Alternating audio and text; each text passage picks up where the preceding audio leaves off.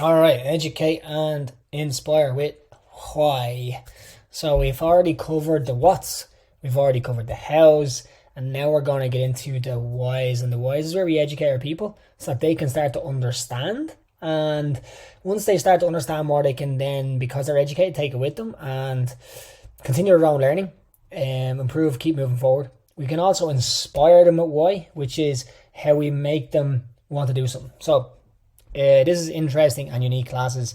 It's also the last of the teaching styles. Okay, so it's it's covering both sections of like delivering effective classes, but also interesting classes. All right, so this teaching style should be used least often. So what's and how's are more often, the whys are less often, but don't, like, it's not never. It's definitely not never. It's just not multiple times per class is what I mean by that. It's not multiple times per class.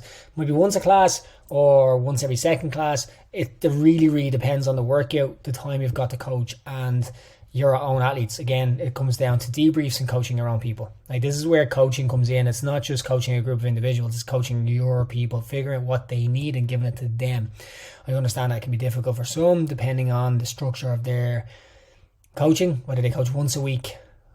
Like, once a week, if you coach in the same class, you should have the same people every week. You won't be totally included into their advancements, but you should still be able to coach for them. All right. It doesn't have to be used each class. Oh, that's what I said. Adds massive value to the class and to the athlete's life. With educational teaching, it is most effective when you call the athletes in close, no equipment, and they generally just listen. So, like, educational teaching, it's like, all right, lads, come here. I want to show you something here. And an educational teaching could be, a very simple example is, this is what the setup position of the clean looks like. You use an athlete demo. You get an athlete demo in here, and if you don't know about athlete demos, go back and watch the visual teaching section. But athlete gets into the position for the clean. You're like, look at this position here. We've got feet under the bar, just around the laces. We've got knees forward bent. Hips are slightly above the knees. We've got the torso is a more upright angle, and the shoulders are slightly in front of the bar. Elbows are straight. Head position is up. Lats are engaged. Elbows are out. Shoulders are back. There's loads of different things in that position. So getting it down, talking them through it, because there's loads of different pieces. Like, this is what we're looking for today. This is the setup position we need for the clean. If you could just transition to a setup position for a deadlift and to do that, you see it's slightly different, right? The deadlift, it's a little bit more tipped over in the torso angle, and then in the clean, we want to be a little bit more upright. So this is what we're looking for. This is like teaching them about this setup position. Loads of different points at once. It's like, okay, now we're going to use a commanding style teaching, and we're going to go and have a look at this position. All right, so that's one way you can do it. The second way is you can call them in, you can explain their anatomy, you could talk about the arch in their foot, and you could go deep on the arch in the foot and why it's important to keep the arch in the foot in the squat position. You could go deep on midline stability and spinal extension and flexion, the relationship between the rib cage and the pelvis. You could go into external rotation. Like, you can go down body parts, you can go joints, you can go deep into positions, you can go into the difference between a power clean and a squat clean. Why do we use one over the other? How much weight should we be able to lift on a squat clean in comparison to a power clean? What's the difference between a strict press, push jerk? Going through all that information, that's education. Educating your athletes on these things rather than just, here, look, we're going to do squat cleans today. Okay, tomorrow we're doing power cleans. Yeah, cool, whatever. It's like, no, give them some education. Teach them. If they understand what the difference is between a power clean and a squat clean, then they might be able to do the movements better, as opposed to, oh, here, look, I lift heavier in a power clean than I do in a squat clean. Don't know why. It's all good. How about educate them on it? It's like, you lift heavier in a power clean than you do in a squat clean because your squat is dysfunctional. You have a lack of knee flexion, hip external rotation, ankle flexion, whatever it might be. You're lacking in that position, therefore you can't squat as well. So when you catch the barbell there, you're too tipped over and you can't hold it. Whereas with a power clean, you can catch it higher and you can hold your position better because you're not in the squat. That's why you lift heavier in a power clean. So educating your athletes on these things can really help them understand, oh, why does this happen? Why can't I do it? And it's not just, oh, you lift heavier in a power than I do in a squat. I don't know why. You know now, and then you can work on it. All right. Just opens the door for them wanting to work on things too, and inspires them to do hard, do more. All right. So this is where you're going to talk and educate them on something. You can use any other method of teaching to help emphasize your message, which I've mentioned a few of them there already. Okay. All right. Build your class around a deep educational piece. So this is the way behind your coaching. So I've explained some of this stuff already, like midline statement. So the 8 common movement themes from the L2. So if you've done your L2, you'll have covered the 8 common movement themes, and this is where you can use them in your class, and you can go a little bit deeper and educate your people on them as well. Like, try avoid using technical jargon to confuse your people, right? But you also still need to educate them at some point. You don't want them to just go through days and not really understand why they do anything. It's like, tell them that they're doing wall balls. Let's say wall balls. I want you to make sure that you stand up and you nearly fully extend your hips before you throw the ball. It's like, that is because it's a core to extremity movement. We want to make sure we have a core to extremity movement. We don't want to have an extremity to core movement, which means you're going to throw before you finish a squat. Or thruster, for example, is a better idea, because with a wall ball, you definitely don't need to stand up before you throw. But with a thruster, you should probably finish the hip drive before you press. Pressing area is going to reduce your power. All right. So you can go deep into stuff like that. Core to extremity, balance with the frontal plane, and with squatting in a front squat. Like that guy that I just explained there, the power clean over the squat clean. The power clean is heavier because you don't have balance about your frontal plane. Like if you went into detail in the whole class about balance with the frontal plane and went into the detail about squat cleans, it's like, we want to have balance with the frontal plane. If we have balance with the frontal plane in our front squat, we'll have a heavier squat clean. So let's focus and let's try and get balance with the frontal plane. Add in some drills, add in some exercises to help us get into these positions. If you don't know about drills, go watch the drills lecture. That's in this one as well. Interesting material. And then you'll be able to figure out how to add in drills and labels and all that kind of thing. All right. So balance with the frontal plane, posterior chain engagement, sound hip function, active shoulders, full range of motion, effective grip and stance. These are all different ways that you can coach. If you want to follow the CrossFit teams, the 8 common movement teams, then you can build out any class with these. It's like you've coached overhead squat 10 times in the last 6 months and you're like, don't know what to coach. Cool. Have a look at the 8 common movement teams, figure out which ones are relevant. They're pretty much all relevant for an overhead squat. It's like, okay, which one do I want to go after today? And you say, okay, well, I'm going to go after posterior chain engagement. And I'm going to say, well, typically in an overhead squat, we go too much into our toes because of the position of the barbell. Today, we're going to really focus on trying to get into some posterior chain by sitting the hips back a little bit further than we want to. And we're just going to really get that activated, really get that work and really build some strength in that position. Like, you can do whatever you want as a coach. You just have to have rationale and you got to educate and inspire with why. Okay? Teach them about how their body moves. So I talked about all different things about shoulder relationships. I've talked about the next one as well, difference between power and a squat, a jerk and a press. Don't just tell them they're different, go into deep detail. Power, we pull up; squat, we pull down. Distance the bar travels, power equations, and then coach based on the education. So there's loads of education that you could probably use that you're not using. You just have to tap into it. And this is where it comes in. How do I coach something different? It's by being educational. It's by thinking about outside the box. And there's loads of examples there. That's like 8 years of material right there in front of you. You know what I mean? Like using that over and over. Like you coach midline stabilization on an overhead squat tomorrow. You can coach midline stabilization next week on a deadlift. You can coach midline stabilization the following week on farmer's carries. You know what I mean? It's like, just because you coach midline stabilization once doesn't mean it's covered forever. Your athletes won't remember. Like, they won't remember what you coached from last week. So, like, also, they will remember, however, if you coach the exact same thing every single time. All right, so try and keep it varied. Try and keep it interesting. Try and keep it educational. But then don't be afraid to cover these 8 teams over and over and over again, and then the other things in the bullet points. Oh, I noticed, sorry, I speak really fast when I get really passionate about these things, and I am. So I hope I'm not being too much too quick, and I'm sure you can slow this video down anyway if I am speaking too fast. The playback speed is an absolutely fantastic addition to recorded videos online. Anyways, here's some examples. To externally rotate the shoulder, hold your hand out and point your thumb forward. Now turn your thumb down by rotating your shoulder. This is internal rotation. Turn your thumb up and back by rotating your shoulder. That's external rotation of the shoulder. Coach, I remember you said before not to use technical jargon. You know, you're right, but sometimes it's good to educate your people. So if you are using some technical stuff, then you've got to give a basic explanation so people can understand what you're talking about. That's top stuff, Coach. I'm going to follow you for more knowledge just like that. All right. So, what movement might you need internal rotation? If you think about the setup position of a snatch, you want to internally rotate your shoulders, but pull them back and squeeze them engaged. All right. If the shoulders are internally rotated, it helps with the pull up, and then they externally rotate in the catch. All right. And that's the movement of the snatch. Same with the clean. All right. External rotation.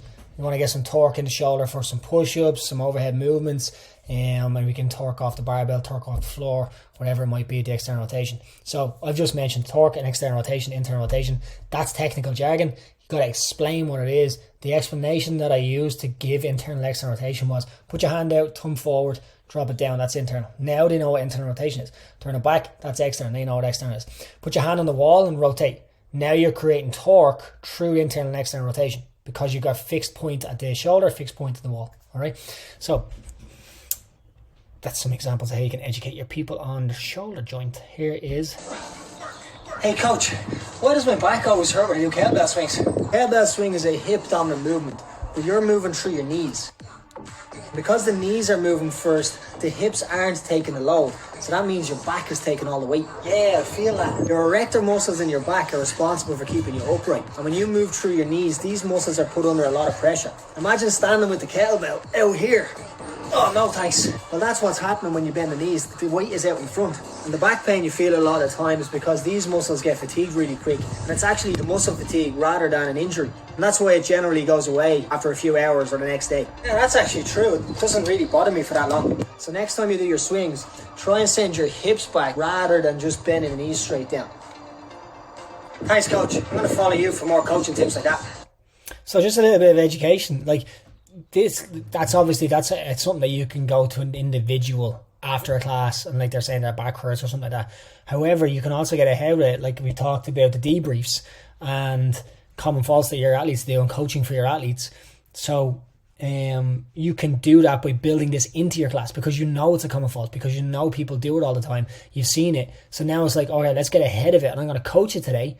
And you can coach it and explain to them, educate them about knee dominant, hip dominant movements, the muscles in their back, how they respond. Like, that's giving them education. They're like, oh, that's why that happens. Like, giving them that moment of, oh, that's why that happens is it's coaching. It's like, this I'm giving you knowledge, I'm giving you information, I'm giving you something to take away. Like, the way I love to think about it is, if my athlete moved country and they joined the gym to train by themselves, would they know enough? And that's what I want to give them. I want to give them that freedom and autonomy, that they know enough that they can educate them, or that they can move themselves without being reliant on me. Like, I want them to love me and I want them to keep coming to my classes, but I also want them to come to a point where they don't need me. All right. I also want to inspire people to become coaches. And if I'm giving them that knowledge and then a level 1 comes up and like encourage them to do the L1, and all of a sudden a year later they're coaching classes, I've given them all the knowledge and they've caught their knowledge from their thing, and then they can use it. If I'm not educating my people, my class people, my athletes, they're never going to be able to move forward. They're always going to be reliant on me. And I don't want that. I don't want my people to be reliant on me. I want them to love me, but not be reliant on me. All right? Okay. Do you coach different catch depths in your power clean classes? High catch, deep catch, and why you need different depths, workout and stimulus dependent, surely. It's workout and stimulus dependent, surely, right? So coaching light power cleans should only require a shallow catch position, although heavy power cleans might require a deeper catch position. What about a workout that feels moderate at the start but heavy at the end? Due to fatigue or increasing loads, the catch position might change in the workout, right? Next time you have a power cleans on your programming, consider the stimulus and how high the catch position or low will be, and educate your athletes on their options. So, like, in many gyms I've been in, athletes think power clean is catching high, and they don't understand that a power clean is just above a squat, you know? So like, if you're 100 kilo clean and you've caught it really high and your squat clean is 130, like, your power clean should be a lot closer to your squat clean, because you should be able to just catch it just above parallel. So it should be like 120, 130 or 125, 130, something like that. It's a little bit closer. So educating them on the catch position is important. Coach, how low should I be catching my power cleans? As low as you need once it's not a squat. What do you mean? Well, a squat clean tip below the knee, but a power clean is anything above a squat to about here. Oh really? Yeah, so the depth kind of depends on how high you move the bar. If it's really heavy, it might not move as high, so you have to get a little bit lower to catch it. So I could potentially lift heavier than my current one at max, because when I caught that one like that, like here. Yeah, exactly. Defo more kilos on the table. Thanks, coach. I'm going to follow you for more info like that. All right, so like educate your people on positions, movement. What's the difference between a muscle clean, a power clean, and a squat clean? It's the catch position. Tell them that. Then tell them, well, you should be able to lift heavier in a squat clean, less in a power clean, and even less in a muscle clean again. Why? Because the distance the bar travels. In a squat clean, the bar only travels to like belly button. In a power clean, the bar travels to like chest, and in a muscle clean, the bar travels to shoulder. It's like the bar has to travel further. Force times distance. Oh my god, I'm not forgetting that calculation. Force times load times force equals load time. Oh my god, why am I? Mine's gone blank. Ignore that and pretend that I said it perfectly right. Okay. So yeah, it's like giving them these explanations just educates them. So don't be afraid to educate them with the why. All right. Okay. The front rack is when you rest the bar on the shoulders in movements like the front squat, the clean, the press, the jerk, the thruster. For each one, the hand position and elbow height differ slightly. I'll use the thruster to explain. The front squat, bar resting on the shoulders, a loose grip on the bar to allow elbows to point forward and triceps to remain parallel to the ground, even at the bottom of the squat where the torso angle increases from the arm. This also helps keep the bar in the frontal plane, which allows more balance through the foot, which increases posterior chain engagement. Like, that's an educational piece that you can use in your classes. Like, that's it. Use that, you know. Shoulder to overhead. Bar resting on the shoulders with as close to a full grip as possible, elbows pointing down but slightly in front of the bar to provide pushing power through the arms. In the push, press, jerk or split jerk, we need the bar resting on the shoulder so we can transfer power from the lower body before pressing with the arms to finish the rep. Thruster is a beautiful combination where you want the best of both worlds. Bar resting on the shoulder stabilizes the bar in the frontal plane, full grip to help the press, elbows high enough so they don't touch the knees, and elbows low enough to give pressing power from the arms. Here, coach, how high do I need my elbows in the thruster? Well, you know the thruster is just a combination of a front squat and a push press. But in the front squat, we want our elbows as high as we possibly can with a loose grip. In the push press, we want the full grip on the bar and the elbows low. So in the thruster, look for something in between so we still have the bar on the shoulders as we hit the bottom of the squat. The elbows don't touch the knees. And then as we come up, we want a full enough grip and the elbows in enough position to push the bar overhead. We don't want the elbows up high or too low. Somewhere in between is good. That's deadly, coach. Thanks. I'm going to practice that and I'm going to follow you for more coaching tips. Yeah, so there your front rack is a big thing. And you'll notice that in your classes, people probably take the bar down from overhead, elbows are directly under the bar, and then they bring the elbow forward before they squat again. And that's inefficient, or else they stay with the elbow under the bar. Getting the bar into that front rack for a thruster is so beneficial. And it's also like the same with the push press, all them kinds of things, anything from shoulder to overhead, is the front rack is so important. Educating your people on the front rack will then get them better at front rack, make them inspire them then to want to improve their front rack because it's so beneficial. Okay, Coach Riley said to move correctly. This is without a doubt the most common fault I see in a deadlift, and it blows my mind when I see coaches coach it or don't correct it when they see it. This is a core to extremity fault. Bending the knees first from the top of the deadlift causes multiple problems or errors.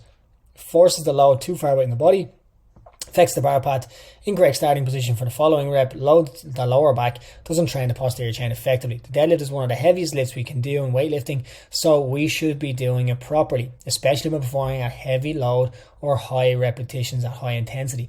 So this video shows the core to extremity fault from the top down of knees breaking first. It's one of the biggest common faults you see in deadlifts. I don't know why people do it. I think it fostered in, I don't know, maybe that old school mentality like 10, 15 years ago of soft knees. That soft knees bullshit. It's not like that. Like, you don't fucking go soft knees first and go knees forward. You go soft knees to go hips back. You don't go soft knees to go knees forward. All right.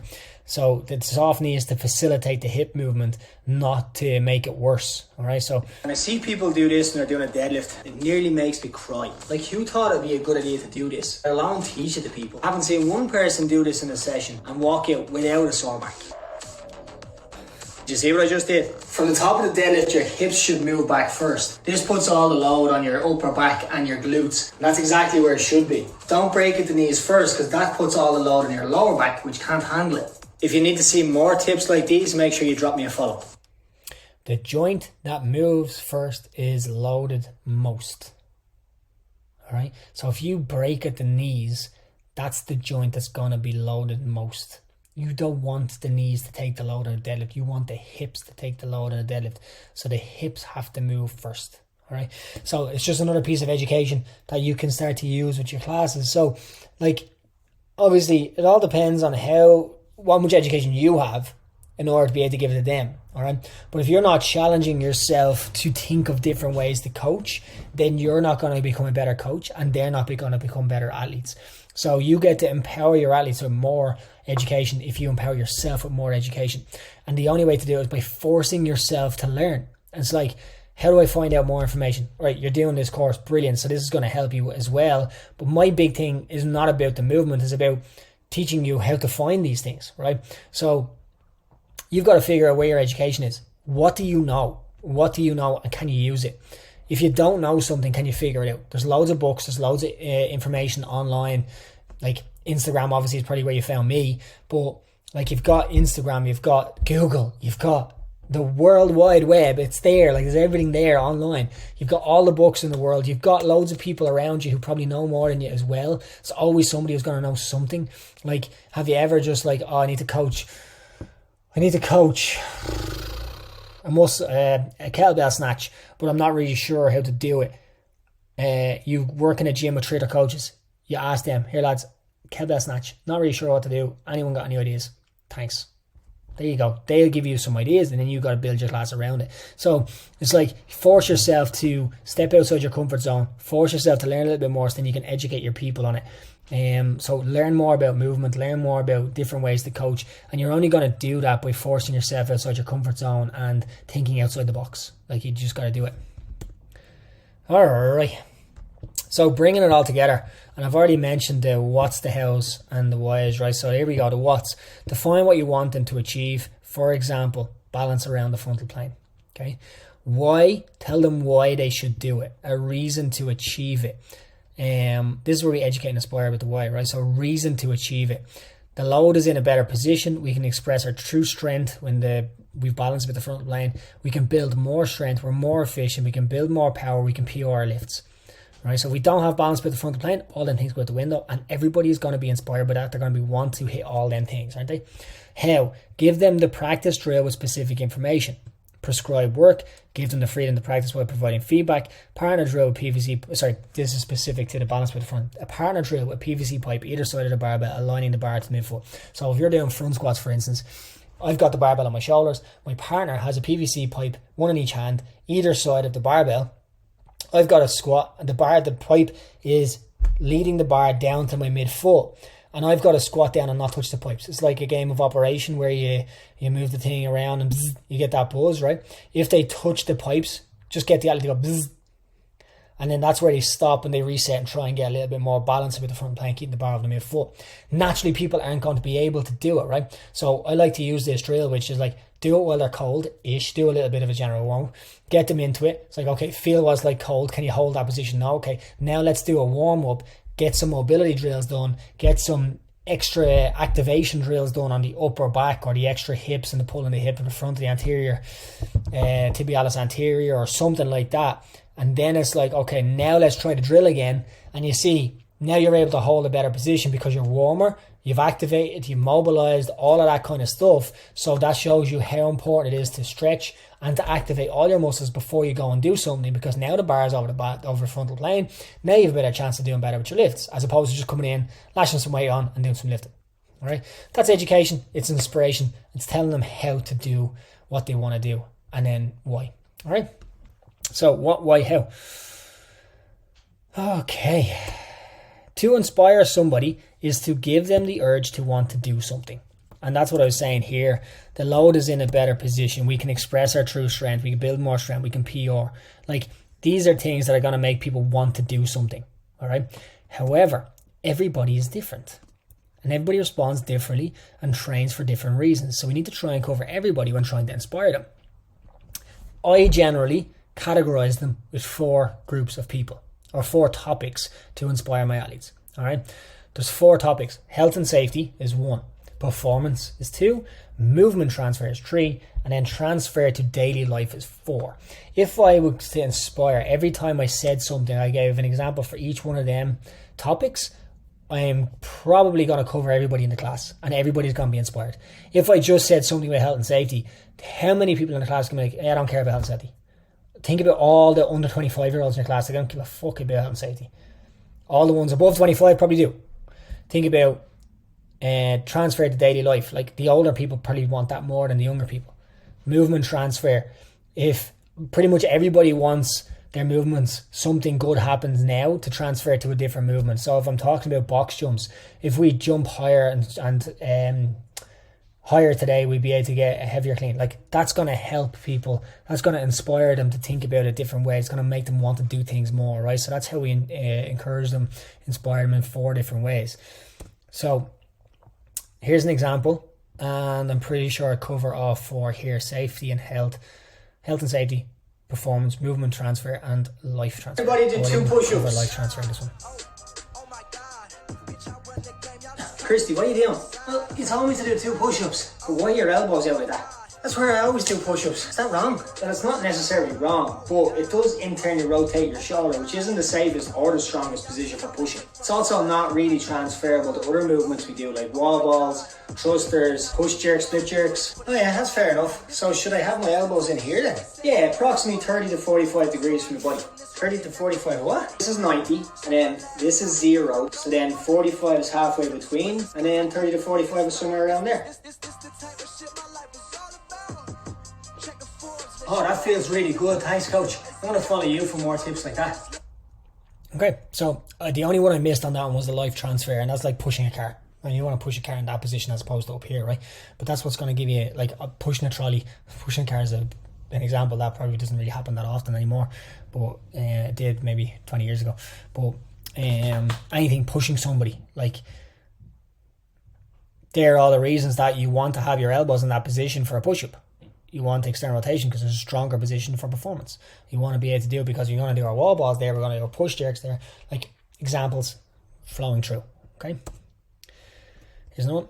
This is really important. You've got to find the contact on the quad. So when you get to here, make sure your knees are bent and the bar is touching your quads. Why is that important, coach? Well, if you miss the contact with the legs, then you'll be pulling the bar from the floor to your shoulders with all arms. And why is that a bad thing? Making contact with your quads means you'll transfer all the power from your legs into the barbell, and the bar will then move higher. So if I make contact with the quad, the bar will go higher. Does that mean I can lift heavier? Yes, exactly.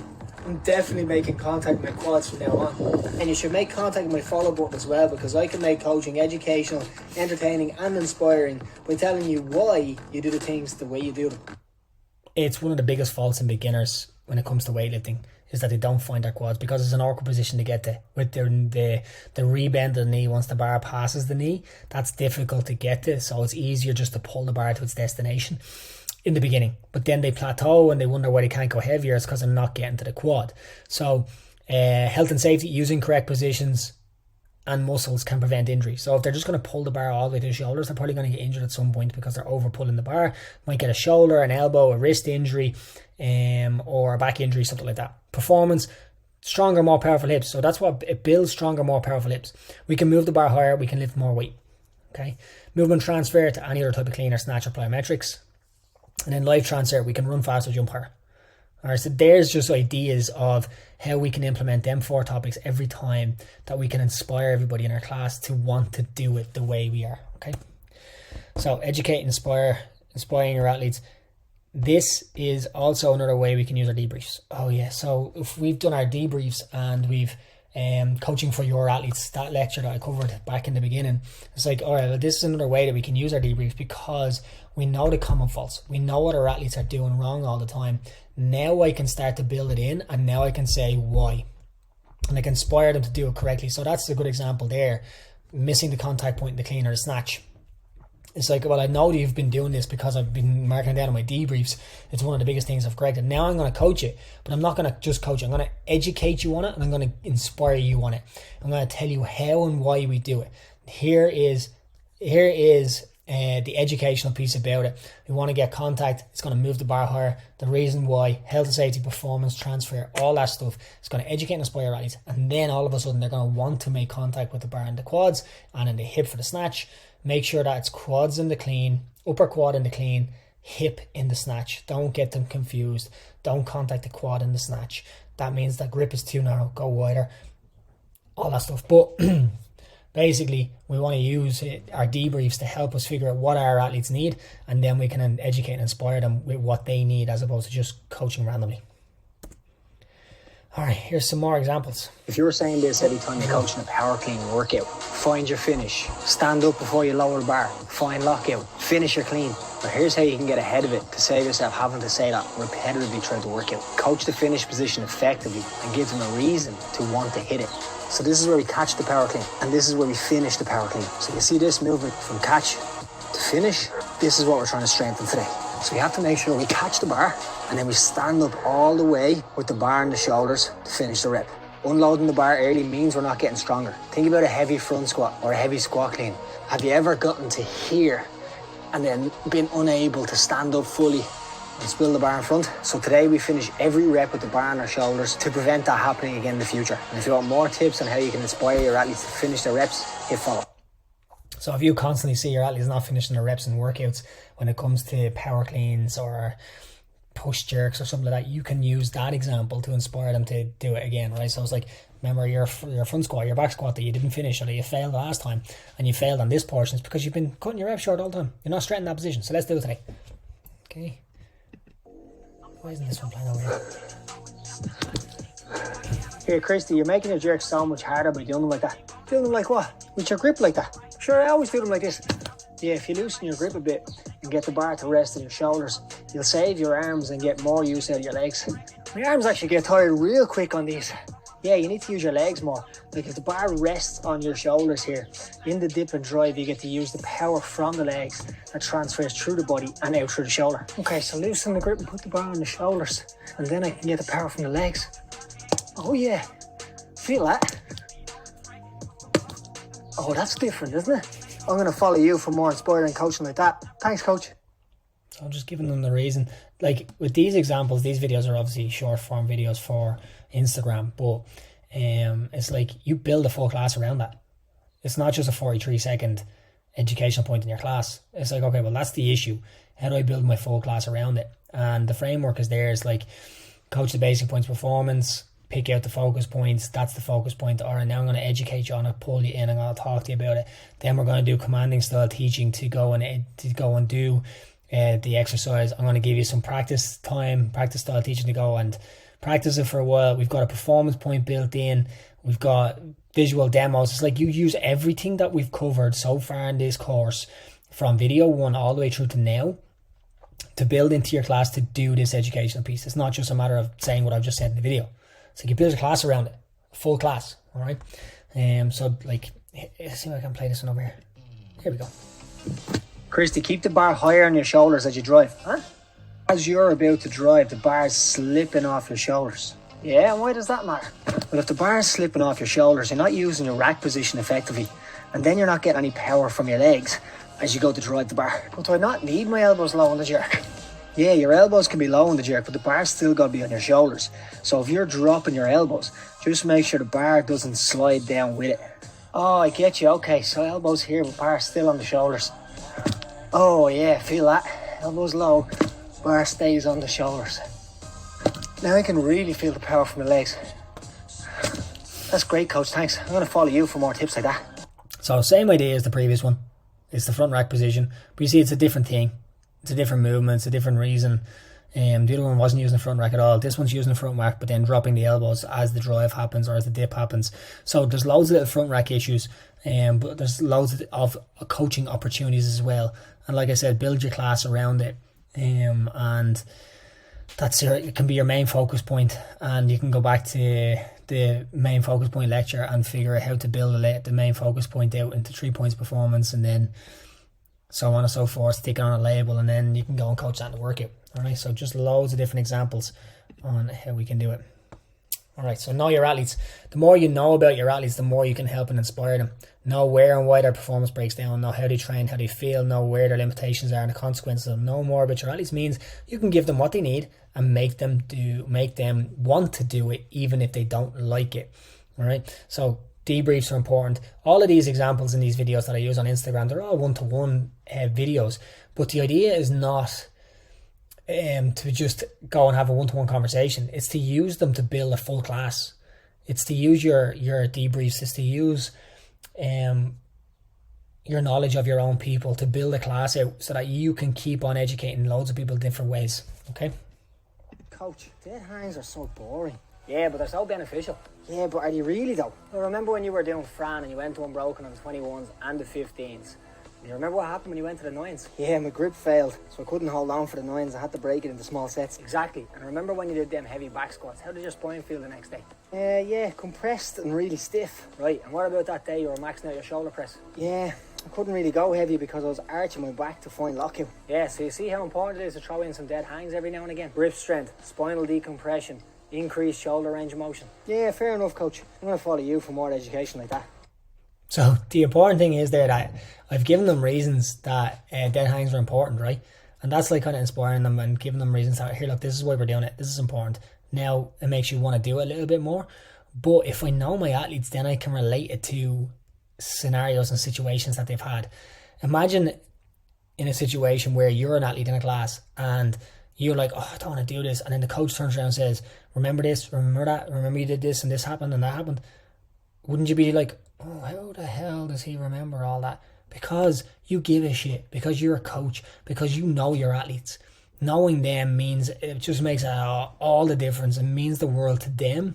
And they're not going to want to go to any other coach's class because other coaches don't know them as well as you know them. So not getting to know them is really important. And I cover that a little bit more in being a coach lecture, which is in the leadership modules. But yeah, like if you get to know your athletes really well and you start to understand their performances and things that happen to them as well, then you'll be able to coach them better and help them more. All right. So that's educate and inspire your athletes with why. So what stood out most for you in this session? I want you to build out an educational piece for your class, the what, why, and how. So similar to what I've done back miles back here. Here, coach. Can I see? Here, what, why, how. So define what you want to achieve. Tell them why you should do a reason to achieve it, and then give them practice drill or specific information prescribed work. It gives them the freedom to practice by providing feedback and then figure out how they're going to do it. All right, so what is it you're trying to achieve? Why are they going to achieve it? And then how are you going to get them to do it? All right, so that's what I want you to do is just build. If you were saying this, coach. And then I want you to get a recording of this section of your class and send it to me for feedback. So next time you're using an educational piece, you're going to build it out to what, why, how. Then you're going to deliver it in the class, and I want you to see if you can get a recording of it. If it's 3 minutes or 30 minutes, record it, send it to me. I'll give you feedback on it. I'll let you know how it went. And yeah, I'll just be able to give you direct feedback. All right.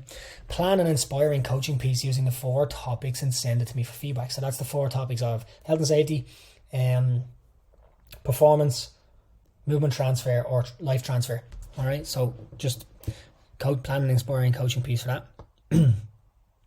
And then plan an inspiring coaching piece based off your class debriefs and common faults with your athletes and send to me for feedback. So when you have a look at a movement and let's say it is thrusters, right? And you go back and you go onto your debriefs, you search thrusters and you find out all the last 7 classes, here's what the common faults are and here's the things I've corrected most that help people with the most. Cool, okay. Well, this one is there 4 times. The rest are there once. I'm going to go after this one that's there 4 times. I'm going to try and coach this. Then you got to try and figure out, well, what am I trying to coach? How am I going to coach it? And then what is the why? Why am I coaching it? And how can I inspire them then to want to do it? And then that's where you go with the inspirational piece. And it's like, it's nearly like giving a speech, isn't it? It's like giving the 4 things, like, this is why I want you to do it. This is why it's going to be beneficial. This is what it's going to mean to you. This is what's going to get you, you know, and then it gives them the urge to want to do it. All right. So that's your homework. It's a tough one. It's a really tough one to get your head around. If you haven't been doing anything like this before, it's going to take a lot of messing it up to get it right. But that's what this is all for. Don't be afraid to make mistakes, experiment, learn, and progress. Thanks.